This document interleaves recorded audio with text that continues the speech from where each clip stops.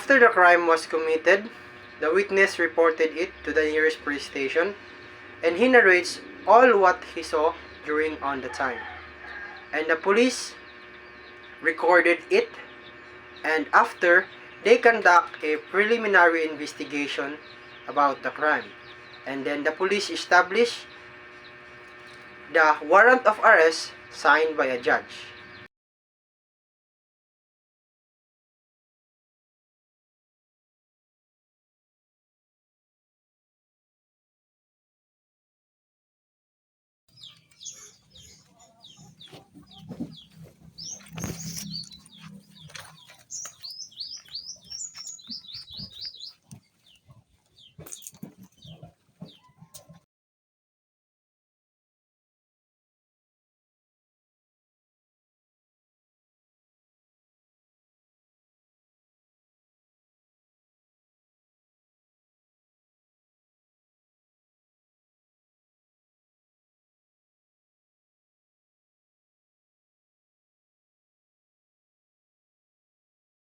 After the accused was arrested, police conduct the interrogation on the interrogation room and question about on the incident.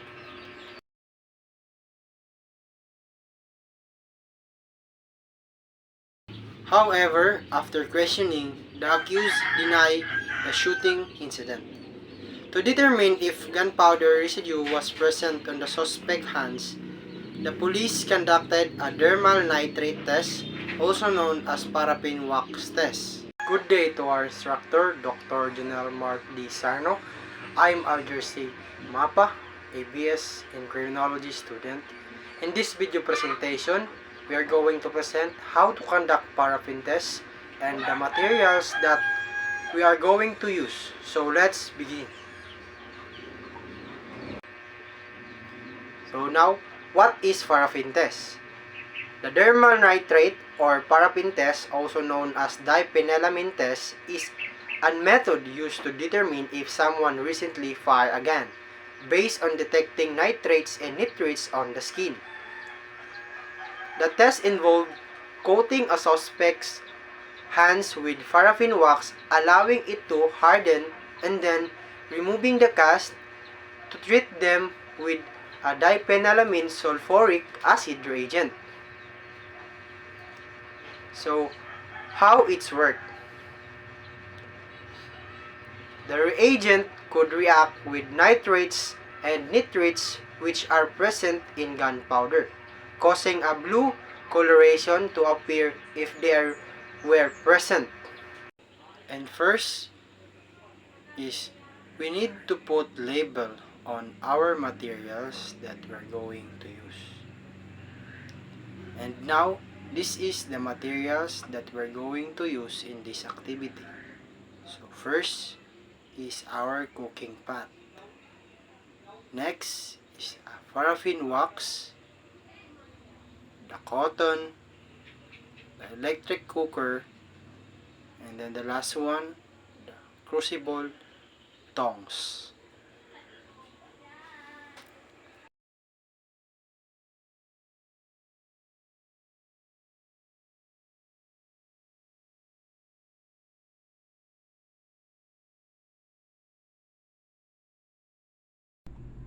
And now, this is the procedure that we're going to do. First is, we're going to put our cooking pot on the electric cooker.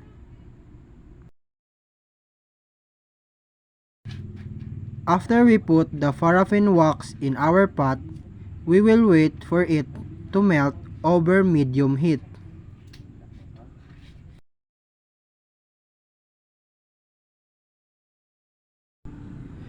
Before the paraffin test, we need to spray diphenylamine on the hand of the accused.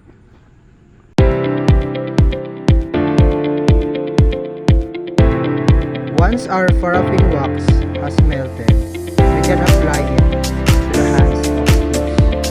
After the paraffin wax has covered the entire hand, we will place a cotton to create a layer.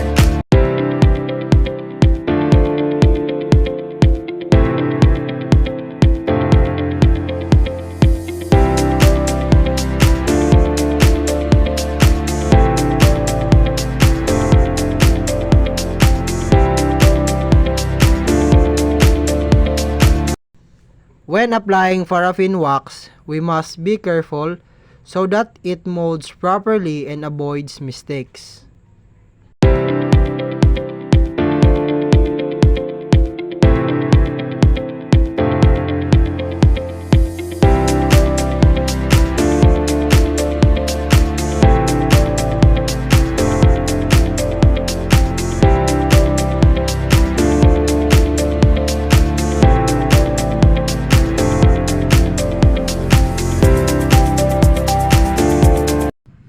On the left hand of the accused, same procedure that we're going to make. First is we're going to cover it with wax. And we need to remove the excess cotton from the edges so that the result is clean.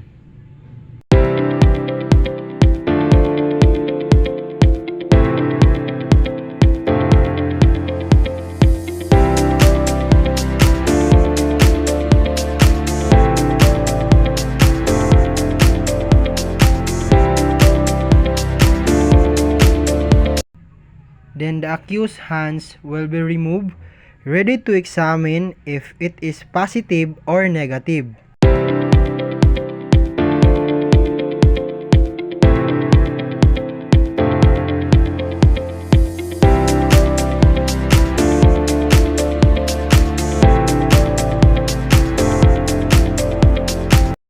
After the accused's hands was removed, this will be the process. We will write down the details of the accused, including his full name, age, status, date of birth, address, and time when the test was performed, and who the physician was examining him. This will also show whether the result is negative or positive. In this examination, the result is positive. As we can see, the accused is positive.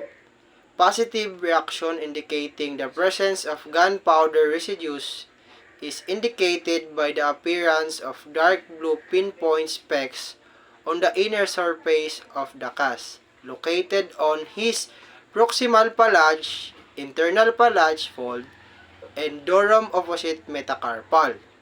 The paraffin test, also known as the paraffin glove test, was historically used in forensic science to detect the presence of gunpowder residue on a suspect's hands.